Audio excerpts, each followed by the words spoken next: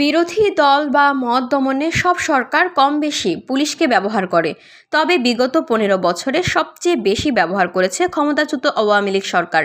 এই সময়ে পুলিশের শীর্ষ পর্যায়ের কিছু কর্মকর্তা প্রকাশ্যে রাজনৈতিক বক্তব্য দিয়েছেন। সেই জায়গা থেকে পুলিশকে বের হয়ে আসতে হবে। পুলিশ সংস্কার কমিশন পরিচালিত জরিপে এমন প্রত্যাশা উঠে এসেছে। কেমন পুলিশ চায় শীর্ষক এই জনমত জরিপের ফল গতকাল মঙ্গলবার প্রকাশ করা হয়েছে। তাতে দেখা যায়, পুলিশকে রাজনৈতিক উদ্দেশ্যে ব্যবহারের অবসান চায় 89.5% মানুষ।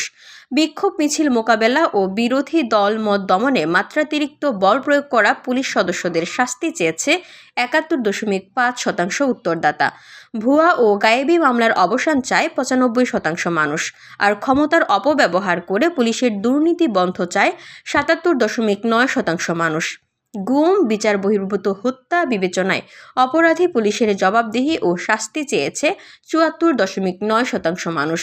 মঙ্গলবার স্বরাষ্ট্র মন্ত্রণালয়ের জননিরাপত্তা বিভাগের অতিরিক্ত সচিব ও পুলিশ সংস্কার কমিশনের সদস্য সচিব আবু মমতাজ সাদ উদ্দিন আহমেদের সই করা এক বিজ্ঞপ্তির মাধ্যমে জরিপের এই ফল প্রকাশ করা হয়।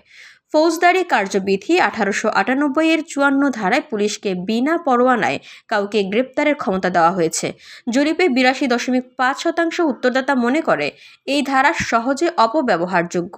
এর যুগোপযোগী সংস্কার চেয়েছে 46.2% মানুষ। হেফাজতে বা রিমান্ড আসামিকে জিজ্ঞাসাবাদের ধারার সংস্কার চেয়েছে 91.7% উত্তরদাতা। বাসাবাড়িতে পরোয়ানা ছাড়া তল্লাশির ক্ষেত্রে হয়রানি এড়াতে কার্যকর কল সার্ভিস চালুর পক্ষে মত দিয়েছে 87% উত্তরদাতা। পুলিশের বিরুদ্ধে মানবাধিকার লঙ্ঘনের অভিযোগ তদন্তের জন্য একটি স্বাধীন সংস্থার মাধ্যমে তদন্তের পক্ষে মত দিয়েছে 60% মানুষ। VOD Bangla news desk.